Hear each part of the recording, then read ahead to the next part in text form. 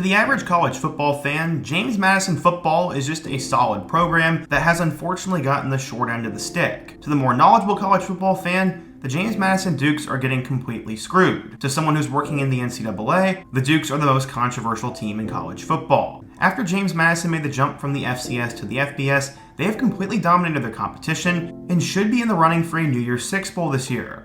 Except, because of an outdated NCAA rule, James Madison has stirred the pot with the NCAA, thus creating a ton of controversy. In today's video, we're going to talk about how at one point James Madison football went from a D3 program to winning multiple national championships and now a school on the rise in the FBS. They are knee-deep in a controversy that has the NCAA scrambling, has local politics involved, and at the end of the day, is hurting coaches, players, and fans. We're going to talk about the entire rise of JMU, go through the whole timeline about how all this happened, how the season's gone so far, and what we can expect for them in the future. But before we get started, if you're a big college football fan, be sure to subscribe to the channel.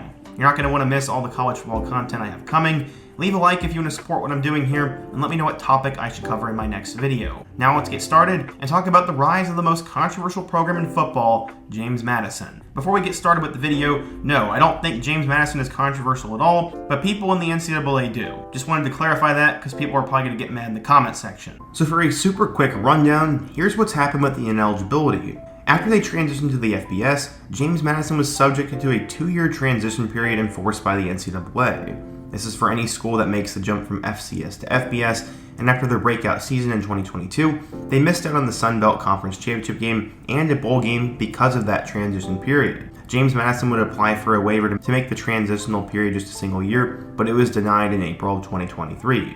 Regardless of the denial, Coach Cignetti continuously believed that common sense would prevail and that they would be bowling in 2023. Right now, though, it doesn't look like it's going to be that simple. And while I don't think it's over yet, there's a lot of stubbornness going around front offices.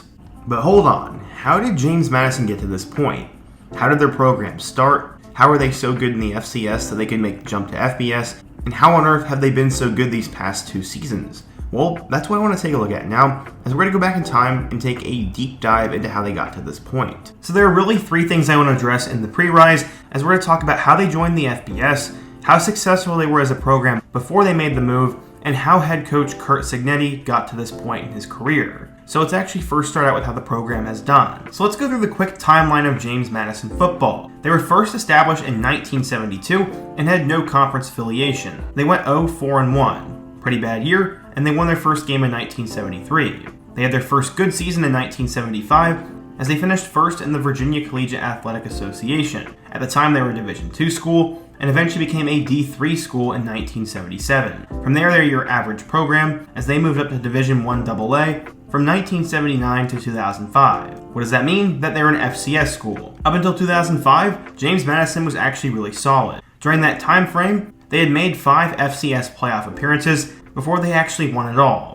In 2004, James Madison went 13-2 with a 7-1 mark in the conference, and under head coach Mickey Matthews, they finished number 1 and won the national championship game over Montana. At the time, the Dukes were in the Atlantic 10 Conference, and from there, it became the FCS. The James Madison we now know today really started to be established after that moment, as from there, they were a consistent playoff team. They finished in the top 15 from 2006 to 2008, and had only 1 losing record since the year 2000. Their most dominant stretch in school history started in 2014, as when Everett Withers was the head coach, he brought them to a first and second round appearance before Mike Houston took the Dukes to the next level again. The 2016 James Madison Duke ended up beating Bo Pelini's Youngstown State Penguins in the national championship game, and the 14-1 season was tremendous.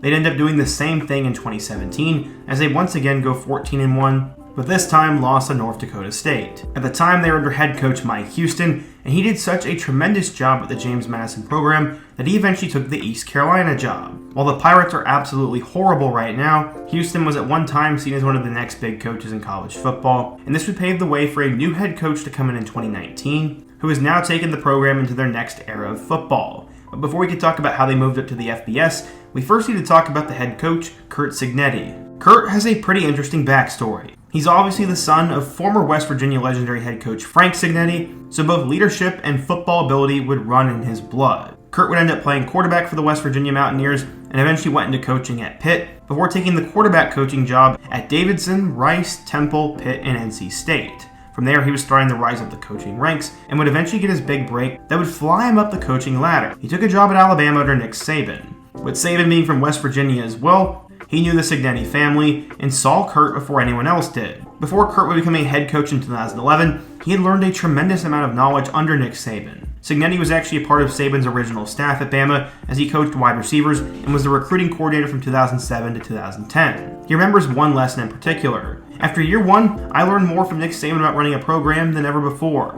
I learned what to do, what not to do, how to do it, leadership, management, daily organization, how to recruit, how to practice, how to manage a team, how to manage a staff, and the messaging component. I learned an awful lot from him. Cignetti was an elite recruiter at Bama, and then eventually took the head coaching job at Indiana University of Pennsylvania. I still to this day do not know the backstory behind that school and why it is called Indiana University of Pennsylvania, but while he was there, he did wonders. Cignetti finished 53-17 at IUP and had 3 NCAA playoff appearances and 2 conference championships in that time. On December 31st of 2016, he decided to take the head coaching job at Elon. Going into his tenure, Elon had gone 4-20 and suffered through 6 straight losing seasons prior to his arrival. Immediately, Cignetti turned them around, and after 2 seasons, he would get his biggest break yet.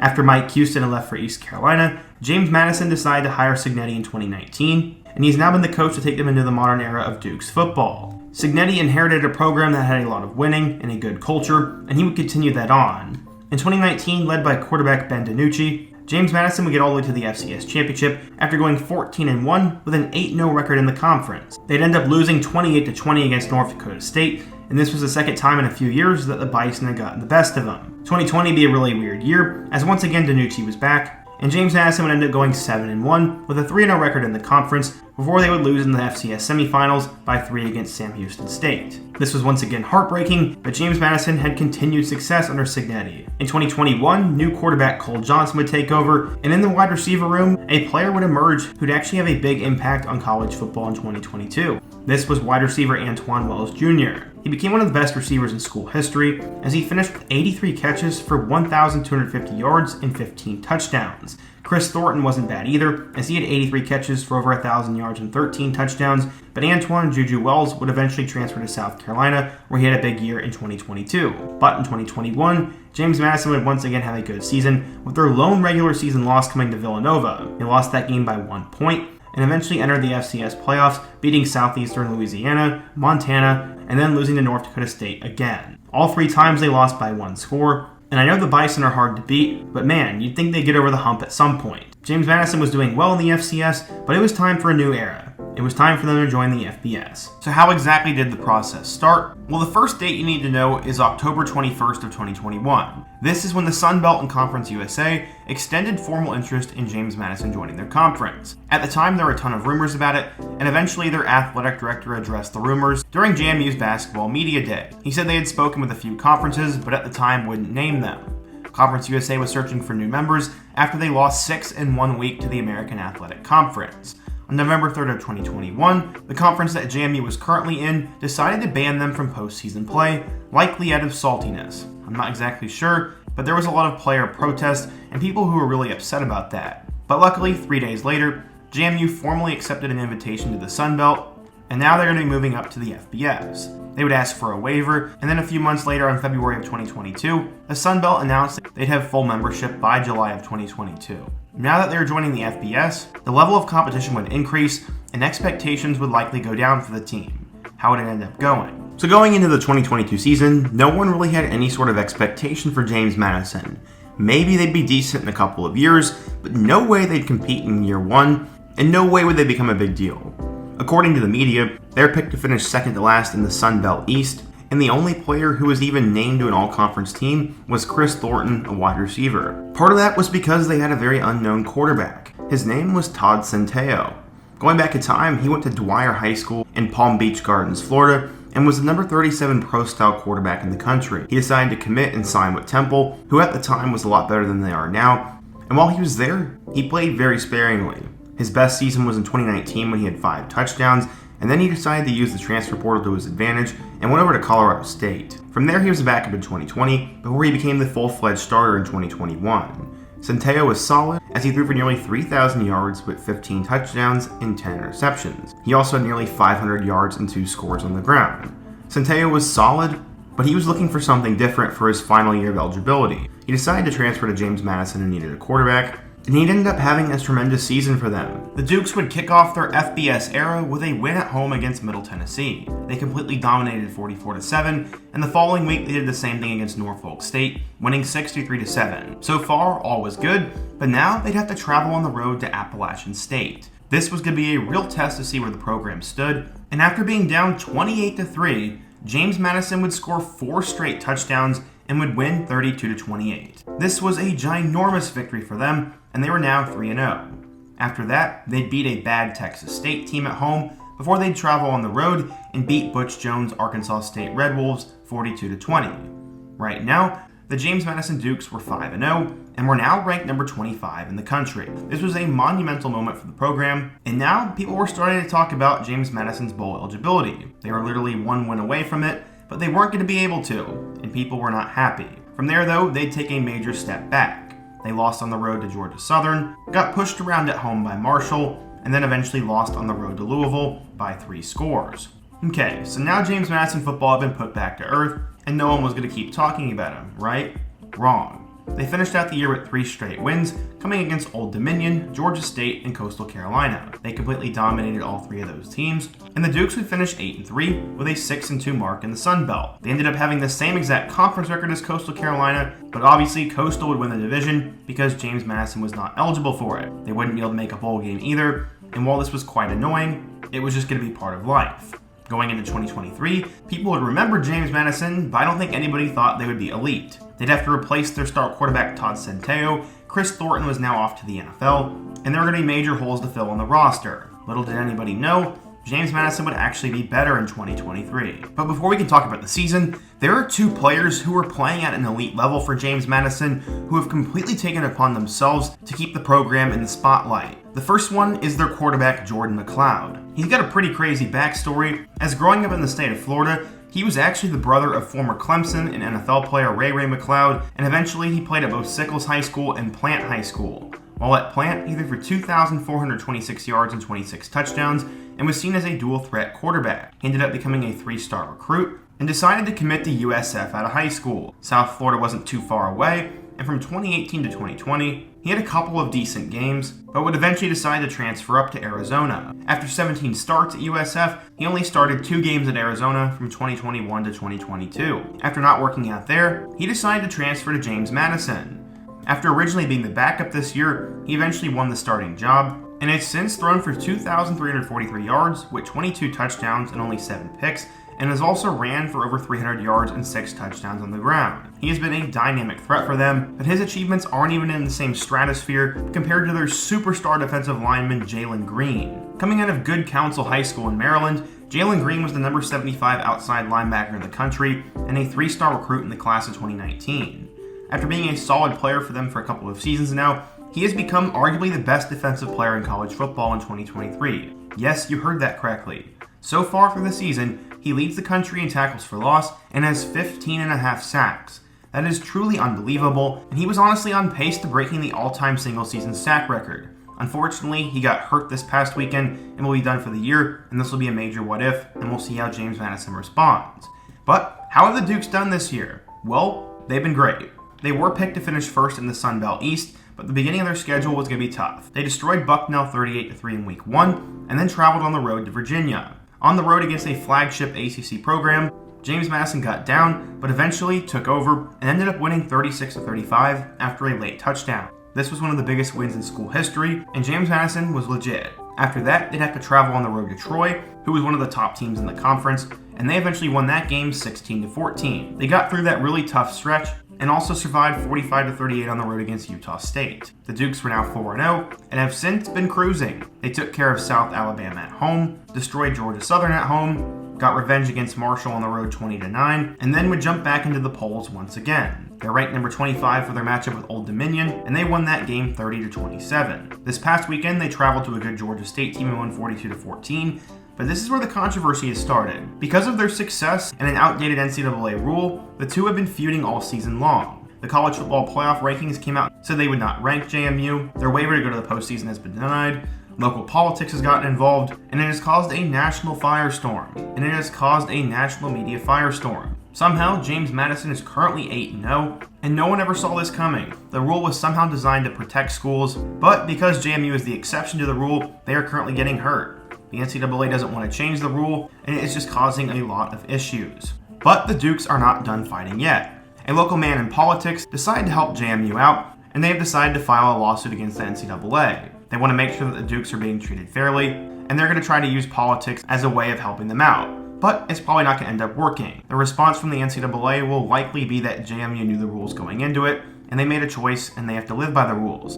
But that is not their purpose in sending the lawsuit. Overall, they said they just want to put pressure on the NCAA. As one JMU representative said, quote, "We're just talking about NCAA rules. They can be waived. The NCAA doesn't have to maintain those rules if they don't want to. Now, you just have to have a wave of support to convince them to waive the rules in this case." Basically, they're just going to try to put enough pressure on the NCAA that they change their mind, and that is one avenue for them to get into postseason play, but there is still another option. If there are not enough eligible teams for the bowl slots, JMU would likely be the first team to get it. Jacksonville State is also new to the FBS, and they are having a great season, but JMU is more desirable, and they'll probably have a better record. As of this morning, JMU has one last trick up their sleeve, as apparently the school sent a letter to the NCAA allowing for the school to be fully eligible for the postseason. They said they would like the chance to compete in a New Year's Six Bowl if they finish undefeated, and just overall want fairness. The letter said, quote, "The membership recognizes postseason participation as a fundamental element of the student-athlete experience. If relief is provided, our student-athletes would potentially have the rare opportunity to participate in a prestigious New Year's Six Bowl game, and our team includes cohorts of students who have been through disruptions,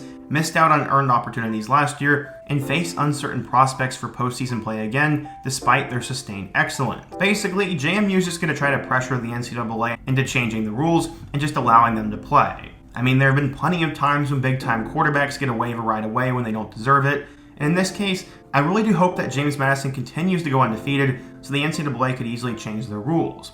As I said, them and Jacksonville State could make a bowl game if there aren't enough teams, but all in all, this is just absolutely ridiculous, and it shouldn't have to get to this point. I somewhat understand it for college basketball, as it is much easier to make the jump and compete at a high level there than it is in college football. But at the end of the day, the rule was designed to protect James Madison, and I guess they didn't even need it. What's also interesting is the financial consequences of them not being able to make a bowl. The school would miss out on a lot of revenue from the bowl game. Another really interesting note about all this bowl ban stuff is that it's really going to cost their head coach. With how good James Madison could finish, they could have qualified for a New Year's Six Bowl. Them not being eligible to go to that, this could cost their coach a ton of money. His contract obviously has performance-based incentives, and if he were to reach a New Year's Six Bowl, he'd receive an $100,000 bonus. From there, he'd also get $25,000 more dollars for just playing in a bowl game, and a $10,000 bonus if he were to win. So, because of inept and outdated rules, Coach Frank is getting screwed financially. Yeah, I know most of you will say there are probably bigger problems in the world, but this is absolutely horrible. So what exactly is the path forward here for James Madison? Well, it's both wait and see and continue to win. After beating Georgia State was the toughest game left on their schedule in my opinion, as for the remainder of the year they play UConn and Appalachian State at home and then Coastal Carolina on the road. Well, both Coastal and App State have 5 and 6 wins. I think because JMU is at home, they'll beat App State, and we still don't know what's going on with Grace and McCall, so right now I'd say they're going to beat Coastal. If they were to lose a game though, I think it'd be to the Chanticleers. UConn should be an easy win with how bad they are this year, and there's a real chance that JMU goes 12-0. While I don't think they'll make the Sun Belt Championship game, I think the bowl ban is going to end up being reversed. I think the NCAA is already feeling the heat from it, and there's got to be some sort of way the two can reach an agreement. If they can't make it to a New Year's Six Bowl, they'll still likely be able to go to another bowl game, because I don't think there are going to be enough teams to fill all the slots, and in that case, JMU would get the bowl thing resolved, but they wouldn't get what they deserved. They likely won't get everything they deserve though, and will have to meet in the middle by just appearing in the postseason. It's definitely a very tough situation overall, but it shouldn't take away what James Madison has been able to do. It is really hard to win a lot of games or be undefeated in college football, and right now they're one of just 2 Group of 5 programs that can say they are undefeated. We now only have 3 weeks left in the college football season, and James Madison is still continuing to dominate. This just goes to show you how good of a program culture they have, how good Coach Cignetti is, and that they're probably going to be a force for a long time. With the crazy direction college football is going, if JMU continues to dominate, they could even go up to a higher conference in the future, but for now, they just need to focus on winning out, about bringing in good recruits for next year, and continuing to sift through all the noise. I hope you guys enjoyed today's video, and if you're a JMU fan, let me know your thoughts down below. What did I get right and wrong in this video? What are your thoughts on the situation? And just in general, I want to hear your guys' thoughts. Should JMU be able to play in a bowl game? Do they deserve this? And what is your take on the future of the program? Before you go, don't forget to also leave a like. Let me know what player, team, top, or situation I should cover next, and also don't forget to check out all my other videos on the end screen. Be sure to check out my video about how Kalen DeBoer rebuilt Washington football, and I hope to see you guys again soon, but until next time, peace.